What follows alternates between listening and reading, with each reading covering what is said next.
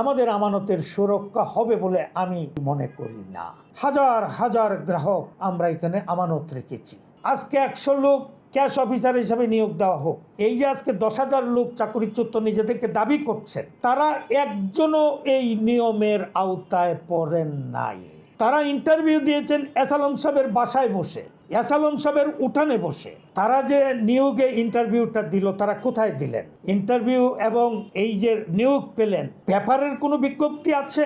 ব্যাংকের বোর্ডের রেজলিউশন অনুযায়ী কোনো সার্কুলার পেপারে দেওয়া আছে? তা যদি নেওয়া না থাকে বা দেওয়া না থাকে, তাহলে তারা কিসের ভিত্তিতে ইন্টারভিউ দিয়ে আসলেন? এদেরকে যে নিয়োগ দেওয়া হলো, যথাযথ নিয়মগুলো তারা ফলো করছেন কি না?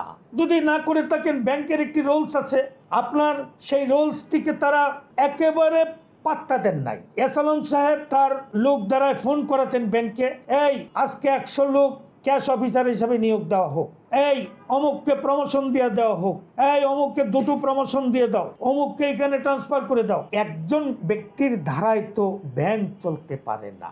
সুতরাং এই ব্যাংকে আমরা আমানত রাখি, আমরা রেখেছি ইসলামকে বিশ্বাস করে, ইমানদার কমিটেড মানুষ সেখানে কাজ করে, তাদেরকে বিশ্বাস করে।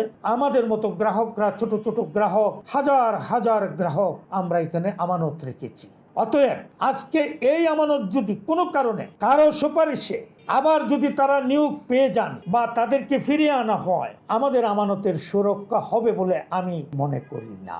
আমি চ্যালেঞ্জ করতে চাই, কোন আইন, কোন পেপারে, ব্যাংকের কোন বোর্ড মিটিংয়ে তারা নিয়োগ হলেন বা কোন বোর্ড মিটিংয়ে সার্কুলারের শক্তি বলে তারা নিয়োজিত হলেন?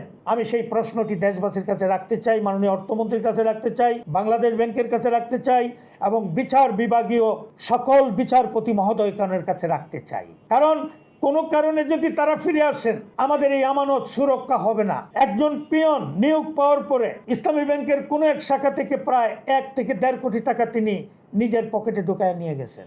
একজন ডিএমডি বা ইবিপি তিনি ব্যাংকের ম্যানেজারকে ফোন করে বলতেন, এই আমি অফিসার পাঠাইছি, আপনি 2 কোটি টাকা দিয়ে দেন। আরেকজন ফোন করে বলতেন, এই আমার পিয়নে অ্যাকাউন্ট আছে, তারে আপনি টাকা দিয়ে দেন। এবং এইভাবে ব্যাংকের 1 লক্ষ প্রায় 18,000 কোটি টাকা চুরি করে, লুট করে এই ব্যাংক থেকে নিয়ে গেছেন। আমি মাননীয় তারেক রহমানকে অনুরোধ করব, কোনো মন্ত্রী, এমপি, কোনো আমলা কোনো একক এলাকার অঞ্চল ভিত্তিক কোনো রকম কাজ করতে পারেন না।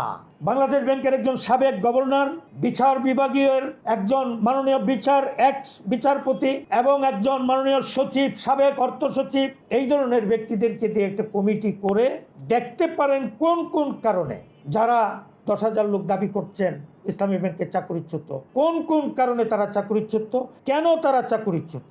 এরকম একটি সুন্দর সোনার ব্যাংকে যদি আপনারা এলাকা ভিত্তিক ভেবে দুর্বলতা প্রকাশ করেন, তার প্রেক্ষাপটে যদি এই লোকগুলো ফিরে আসে, এই ব্যাংক আর আখের জায়গায় থাকবে না। আর এই ব্যাংক যদি না থাকে, দেশের অর্থনৈতিক অবস্থা ভালো হবে না। তাই আমি মাননীয় প্রধানমন্ত্রীকে অনুরোধ করব, ব্যাংকের নিয়ম যেটি আমি বলেছি, সার্কুলার থাকে, বোর্ড রেজুলেশন থাকে, সেই সব কারণে যদি তারা চাকরি পেয়ে থাকেন, অবশ্যই তাদেরকে পূর্ণ বিচার বিবেচনা করার সুযোগ আছে। আর সেটিকে যাচাই করার জন্য আপনি একজন বিচারপতি, বাংলাদেশ ব্যাংকের একজন এক্স গভর্নর এবং একজন সচিব এক্স, 3 জনকে দিয়ে আপনি একটা কমিটি করে, এই যাচাই কমিটি করে দেখতে পারেন যে আসলে তারা কেন চাকরিচ্যুত হলেন। এই ব্যাংকের 2 কোটি অ্যাকাউন্ট হোল্ডার, এই 2 কোটি অ্যাকাউন্ট হোল্ডারের সাথে যদি আপনার 2 জন করে মানুষ থাকেন, 4 কোটি মানুষ এই ইসলামী ব্যাংকের সাথে সংশ্লিষ্ট।